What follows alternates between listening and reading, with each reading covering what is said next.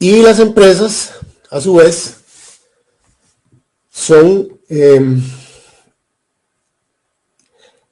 vamos a ver, son como las personas, es igual, o sea, aquí la famosa pirámide de Maslow, ¿se acuerdan?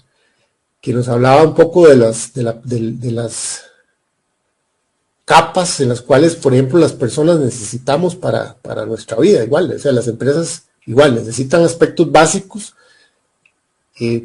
por ejemplo, todo lo que es estructura, persona, funcionalidad. Por ejemplo, yo no podría iniciar una empresa si no tengo por lo menos un establecimiento, un local físico, aunque sea una oficina, algo donde pueda atender a una persona, un cliente, perdón.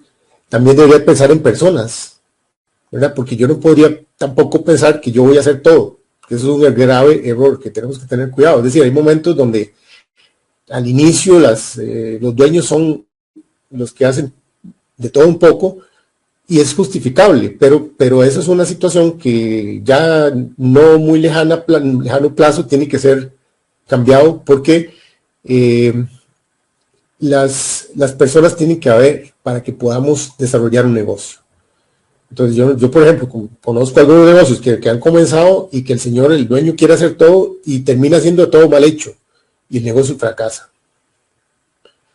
¿Por qué? Porque no quería contratar a una persona para hacer, qué sé yo, para tener una recepcionista porque queda demasiado caro para tener el negocio, entonces voy a atender yo la recepción.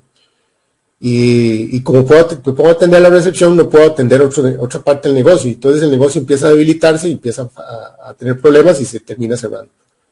Entonces, ven, eso es un poco pensar, ok, ¿qué son prioridades? Si realmente necesito o no los recursos, pero normalmente son aspectos básicos, ¿verdad? La parte del conocimiento, las personas, que yo pueda tener una capacidad de atender o entregar correctamente sin mayores limitaciones. Después vienen etapas un poquito más arriba, ¿verdad? Donde ya empezamos a desarrollarnos. Trabajamos en procesos, trabajamos en controles, trabajamos en la parte de sistemas, que son como decir la fase intermedia, ¿verdad? Que es muy importante también, porque precisamente esto es lo que le permite a la empresa crecer, ir creciendo de forma sostenida. Por eso habla de sostenibilidad, ¿verdad? Si yo no llego a desarrollar o establecer procedimientos, controles, políticas, sistemas, todo este tipo de cosas, posiblemente la empresa no va a llegar muy lejos tampoco, ¿verdad? No va a llegar muy lejos en el sentido de perseverancia, es decir, de sostenibilidad. Entonces, tengo que trabajar en esta parte. Ahora, un poquito más adelante vamos a hablar un poco de estos temas que están en ese segundo recuadro.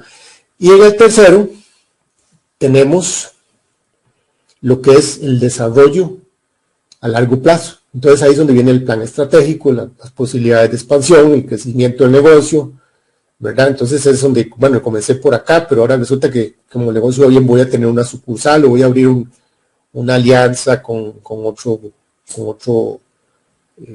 empresa, o voy a abrir voy a incluir más productos, voy a ampliar la capacidad de producción, etcétera. O sea, ya viene un poco la parte estratégica, ¿verdad? La parte más elevada, pero que me permite también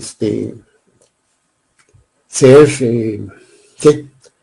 esa gran oportunidad, sobre todo en este mundo actual donde hay una gran oportunidad de que los negocios exitosos van a tener siempre los ojos de muchos inversionistas, de muchas personas que posiblemente les va a parecer atractivo ese negocio, o sea, que van a apostar por ese negocio, y es ahí donde la parte estratégica tenemos que mantenerla siempre como una punta de lanza, ¿verdad? Por eso inclusive hace referencia a la pirámide, está de primero, o sea, está arriba también para que pueda ser una punta de lanza del crecimiento y la expansión.